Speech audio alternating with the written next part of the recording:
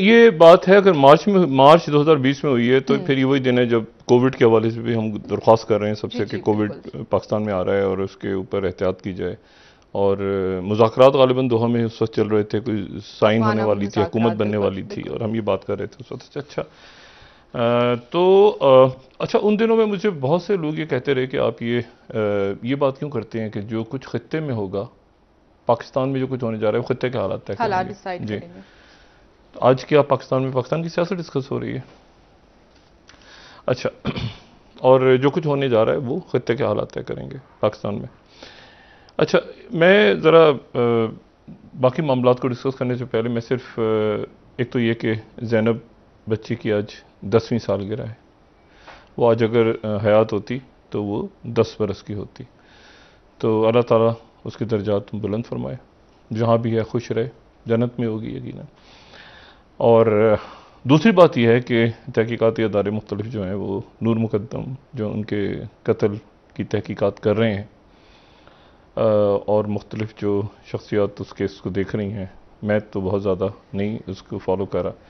आज उनमें से कुछ शख्सियात ने रब्ता किया और उन्होंने मुझे ये बताया कि तकरीबन 1 से 1.5 घंटा तक नूर मुकद्दम पे तशद्दुद हुआ और इस दौरान छुरियाँ और मुख्तलिफ उसको अजियत दी गई, ज़्यादती भी हुई, सब कुछ हुआ। और वो ये उनको बात समझ नहीं आ रही कि आखिर में सर कलम क्यों किया। मतलब जब सब कुछ हो गया था तो फिर उसका सर काटने की क्या ज़रूरत थी।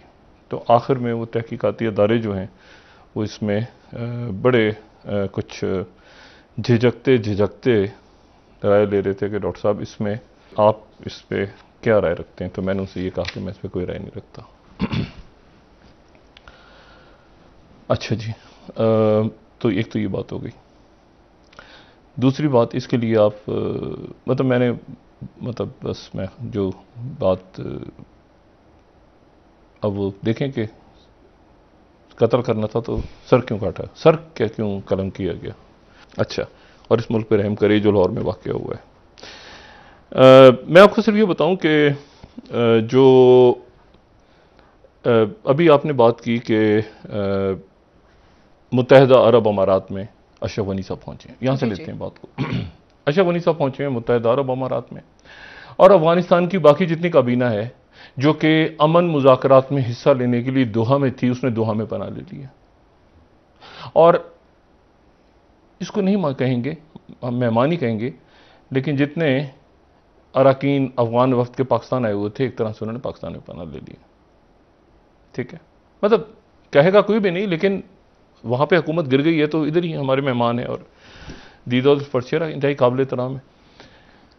लेकिन बात हमें ज़रा खुल के कर लेनी चाहिए। तो वो जो इधर हैं वो इधर हैं, जो कतर में हैं, जो कतर में वापस आना था तो टेक ओवर हुआ तालिबान का, और उस पर जो है वो जो अशरफ गनी थे वो यूएई में लैंड हो गए। ओमान में इसलिए नहीं कि ओमान इस वक्त एक बहुत हसास मामले के अंदर मतलब वो मुसालियत करवा रहा है। ठीक है, बड़े हसास एक मामला जो चल रहा है मशरिक़ वस्ता में, जिसमें जो कि यमन का मामला, तो वो उन्होंने इस वक्त जो है वो उसमें सारे जो फरीकैन हैं यमन ओमान पे इत्मीद कर रहे हैं। तो इसलिए ओमान ने इस वक्त गालिबन फिर उसको आगे की तरफ उनको धकेल दिया। वहाँ पर वो कतर में नहीं तो फिर वो यूएई में लैंड कर गए, और यूएई ने फिर इंसानी बुनियादों पे कुछ देर पहले उनको ऑफिशियल मैं देख रहा था तो उन्होंने सरकारी तौर पर उनका आया स्टेटमेंट के यहाँ पर जो है वो हमने अशरफ गनी को इंसानी बुनियादों पे पनाह दे दी है। अच्छा, इसमें अब 2-3 बातें हैं आज।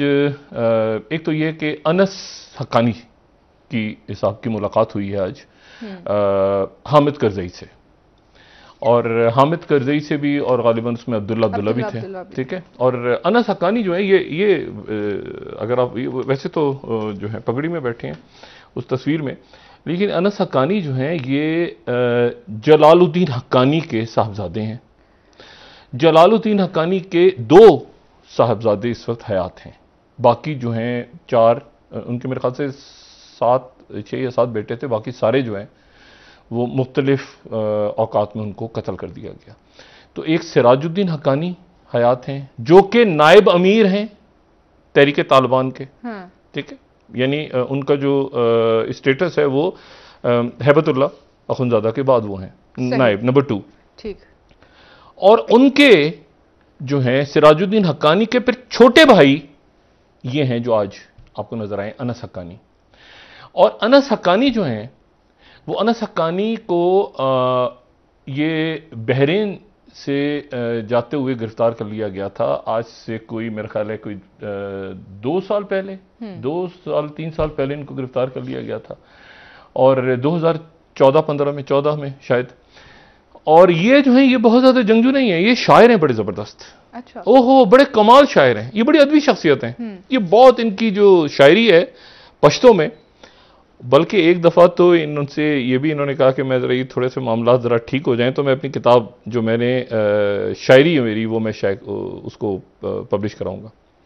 इनको गिरफ्तार कर लिया, ये बहरीन से कतर की तरफ जा रहे थे, इनको गिरफ्तार कर लिया, गिरफ्तार करके इनको बगराम एयरबेस ले गए और इनको 5 साल बगराम में रखा।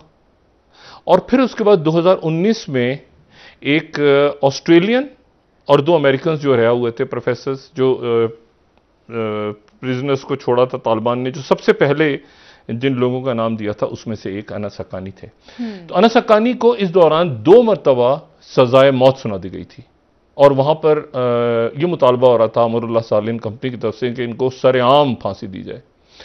लेकिन उसके बाद ये हुआ कि जब ये मुज़ाकरा शुरू हुए तो सबसे पहले इनका नाम रखा तालिबान की तरफ से कि इनको रिहा किया जाए, और इनको फिर और पब्लिकली इनका नाम लेके फिर अशरफ गनी साहब से प्रेस कॉन्फ्रेंस की। उन्होंने कहा कि मैं अनस हक्कानी साहब को 2 दूसरी शख्सियत को रिहा कर रहा हूं। तो वो आज मौजूद थे और उन्होंने वो हामिद करजई और अब्दुल्ला साहब और बाकी शख्सियात के साथ वो एक बड़ा अहम जो है वो मामलात को किसी हल की तरफ तेजी से ले जाने की कोशिश कर रहे हैं। दूसरी जो बात है वो ये है कि अमेरिका ने सारे उनके जो अकाउंट्स हैं वो फ्रीज कर दिए हैं अफगानिस्तान के। तो $9.5 अरब के जो उनके अकाउंट्स बाहर पड़े थे, यानी एक तरह से वो उनका पैसा सारा बंद हो गया। और अमरुल्लाह साले जो हैं उन्होंने वो कहीं पंजशेर वैली के अंदर मौजूद हैं। अब अहमद शाह मसूद साहब के जो साहबजादे हैं वो उनके साथ गालिबन अब नहीं हैं, और पहले वो थे। वो इसलिए नहीं है कि उनके 2 भाई छोटे यहाँ पे हैं पाकिस्तान में, तो शायद वो चले तो गए अब ये। लेकिन तालिबान की तरफ से एक जो आप समझ लें कि एक उनका ग्रुप अब पंजशेर वैली की तरफ चला गया और वो वहाँ जाके अमरुल्लाह साले से कहेगा कि आप हथियार डालें वरना उनको फिर वो उनको नुकसान पहुँचेगा तो पंजशेर वैली में। अच्छा, ताजिकिस्तान का जो सफारत खाना है वहाँ पर उन्होंने अशरफ गनी की तस्वीर उतार के अमरुल्लाह साले की लगा दी। एक अफरा तफरी है। और इस अफरा तफरी में जो ये आगे मामला कहाँ जाएंगे खित्ते के अंदर। यहाँ पर ये मामला चल रहा है कि चाइना ने अपनी एम्बेसी बंद नहीं की, रशिया ने अपनी एम्बेसी बंद नहीं की, इंडिया ने अपनी एम्बेसी बंद कर दी, ईरान ने कहा है कि हमने हमारे सफारत खाना खोला है, पाकिस्तान का सफारत खाना खोला है, तमाम जो बाकी ममालिक हैं उनके सफारत खाने खुले हैं। लेकिन और कई मुल्कों ने बंद भी कर दिए हैं, मगरबी ममालिक ने। अमेरिका मौजूद है अपना, उनका सफारत खाना जो है वो काम कर रहा है, उन्होंने बताया। अच्छा, और उनकी फौज भी मौजूद है। लेकिन इसमें इशू ये है कि अब वो पहले आप चल रहा है कि पहले कौन माने का तस्लीम कौन करेगा। चाइना और रशिया की तरफ से कहा गया है कि एक इंक्लूसिव सेटअप ऐसा जिसमें मुख्तलिफ फरीकैन हो वो आता है तो हम उसको तस्लीम कर लेंगे। रशिया कहता है हम भी तस्लीम कर लेंगे, ठीक है। अब ईरान जो है वो भी, उसको भी कोई इतराज, अरब ममालिक को भी इतराज नहीं होगा। यूरोपीय यूनियन की तरफ से बात हुई है कि जी हम इंसानी हकूक, क्योंकि इस वक्त जो पहली प्रायोरिटी है वो ये है, लोगों का जो पहला ज़हन जा रहा है वो ये है कि तालिबान जो बात कर रहे हैं क्या उस पर अमल दरामद करेंगे नहीं करेंगे, इंसानी हकूक के हवाले से, खवातीन के हकूक के हवाले से, तालीम के हवाले से, बच्चियां कैसे काम करेंगी, दफ्तर कैसे काम करेंगे। अच्छा, इसी दौरान जो है वो आज एक अफसोसनाक वाक़या भी पेश आया और वो जलालाबाद में हुआ। और पिछले वो परचम के ऊपर लड़ाई हुई, झंडे के ऊपर, झंडा तो नहीं, हाँ झंडे ही कहे ना उसको, परचम। तो ये कोई पिछले 100 साल में कोई 17 या 18 दफा अफगानिस्तान का परचम चेंज हुआ है।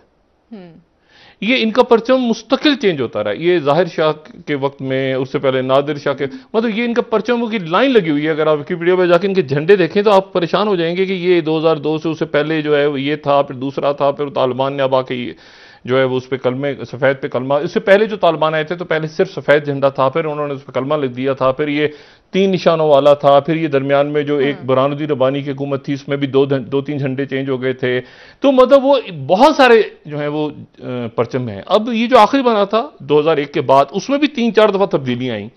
तो अब ये है कि वो 3 रंगों वाला परचम जो है वो उतारा जाए, क्योंकि ये गालिबन ज़ाहिर शाह साहब गए थे जर्मनी तो उनको वो 3 रंग बड़े पसंद आए थे। उसके बाद उन्होंने झंडे में, उस झंडे के कोई उन्होंने कहा था एक अमन का होता है, एक उम्मीद का रंग होता है, ये होता है वो, तो उस झंडे के ऊपर अब वो झगड़ा चला कि झंडा कैसे होना चाहिए। और जाहिर है कि उनकी कोई हुकूमत जब बनेगी हतमी हुकूमत, तो उसके बाद ही फिर झंडे वगैरह का ऐलान होगा फाइनल। दूसरी बात ये, तीसरी बात, 2-3 और बड़े अजीब से मामला चल रहे हैं। मिसाल के तौर पर ये कल हमने ज़बीउल्लाह मुजाहिद साहब को देखा और ज़बीउल्लाह मुजाहिद साहब तशरीफ लाए और उनकी पहली दफ़ा, मैंने कहा ये उनकी पहली तस्वीर है क्योंकि ज़बीउल्लाह मुजाहिद इससे पहले कभी हमें नज़र नहीं आए।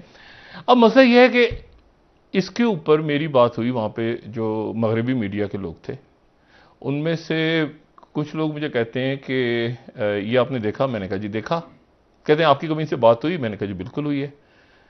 कहते हैं ये तो हमें लगता है कि वो साहब है ही नहीं। मैंने कहा क्या मतलब है? कहते हैं इनकी आवाज़। मैंने कहा यार मैं तो टीवी पे देख रहा हूँ, मैं वो तो वहाँ नहीं था मौजूद, आप क्यों आप किस तरह कह रहे हैं? कह रहे हैं हमारे अंदर कंफ्यूजन फैला हुआ है कि ये क्या वाकई ज़बीउल्लाह मुजाहिद हैं या ये कोई और हैं। मतलब एक जो तो हम कोशिश कर रहे हैं, वो निक रॉबर्टसन ने देखा था, वो कहते हैं यार मैंने तो 18 साल पहले देखा था। तो ये भी कंफ्यूजन फैला हुआ है। तालिबान का जो हिकमत अमली है, आप ये देखें कि आज से ठीक एक हफ्ता पहले अगर आप रॉयटर्स की, हमारे पास वो खबर पता नहीं है या नहीं, लेकिन रॉयटर्स की खबर थी कि जी 7 दिन लगेंगे और 7 दिन के अंदर जो है वो तालिबान जो है वो सॉरी 90 दिन में, एक हफ्ता पहले उनकी खबर ये थी कि 90, ये खबर जो है ये एक हफ्ता पहले की है कि तालिबान को take Afghan capital within 90 days after rapid. 90 दिनों में तालिबान आएंगे और तालिबान आ गए अगले 4 दिनों में।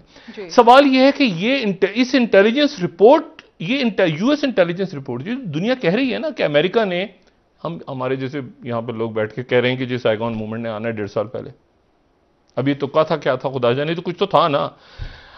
अच्छा अब इशू ये है कि वो इस पे जो है वो कह रहे हैं कि जी 7 दिन के अंदर जो है वो, सॉरी 7 दिन पहले उन्होंने कहा कि 90 दिन के अंदर अंदर काबुल गिरेगा, और ये 4 दिन के अंदर या 3 दिन के अंदर काबुल गिर गया। और उस इंटेलिजेंस के ऊपर दुनिया भर के हुक्मरान जो है वो रिलाय करते रहे और दुनिया भर के हुक्मरान हकीकतन रिलाय करते रहे, लोग फंस गए। आप पाकिस्तान में भी देखिए ना सियासत उन दिनों में, वजीर आजम जो है मुख्तलिफ इफ्तिताह कर रहे हैं, इधर जा रहे हैं उधर जा रहे हैं, दौरे आप देखें पिछले हफ्ते के दौरान काफ़ी प्रोजेक्ट्स उन्होंने इफ्तिताह वगैरह किए। हाँ, तो वो एक बात ये थी कि ये बहुत सारी चीज़ें ऐसी हैं जो कि तेज़ी के साथ जो है वो इंटरनेशनल सिनेरियो पे डेवलप हो रही थी। और फिर उन्होंने ही देखें, ये जब हुआ था ना साइगोन मूवमेंट, अब जिक्र कर रहे हैं ना 75 वाला, उसके बाद क्या हुआ था?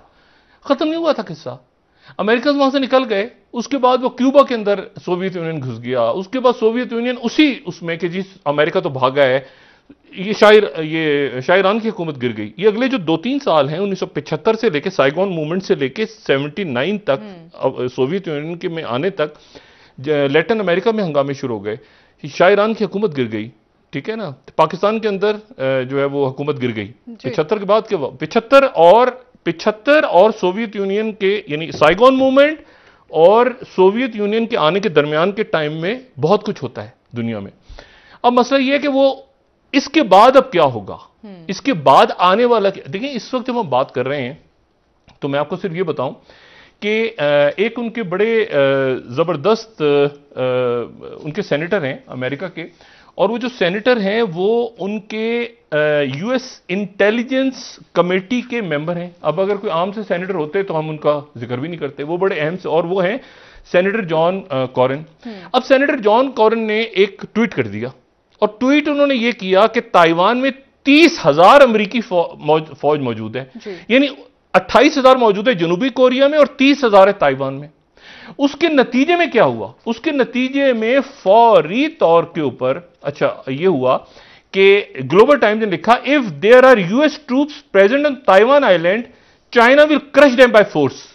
ठीक है, उसके बाद इनको यानी चाइना क्रश करेगा आके बाय फोर्स, फौरी तौर पे। और उसके बाद जो है साथ ही ग्लोबल टाइम्स ने कहा कि पीएलए ने अपनी लाइव फायर असॉल्ट ड्रिल शुरू कर दिए ताइवान पे। और डायरेक्ट रिस्पांस, किसी किसी किस्म की कोई इस तरह की सूरत हाल बनी कि इनको अपना वो जो ट्वीट है, अगर आप दोबारा चले जाएं उस पर तो उसका आखिरी जुमला पढ़ें ग्लोबल टाइम्स का, ट्वीट डिलीट, ठीक है, ग्लोबल टाइम्स कह रहा है tweet deleted after white controversy. ये ग्लोबल टाइम्स की जो हमारी दूसरी स्लाइड है जी, ठीक है ना, उनको ट्वीट डिलीट करना पड़ गया कि नहीं भाई ने गलती से कह दिया हमने। उन्होंने कहा अगर इससे आधे भी हैं तो अभी इसी वक्त हम ताइवान पे लैंड हो रहे हैं, इसी वक्त चाइना ताइवान पे लैंड हो जाएगा। अच्छा, और इसी दौरान एक दूसरा अब एक सिलसिला शुरू हुआ है। देखें, ये बात इंडिया को और पूरी दुनिया को देखनी है।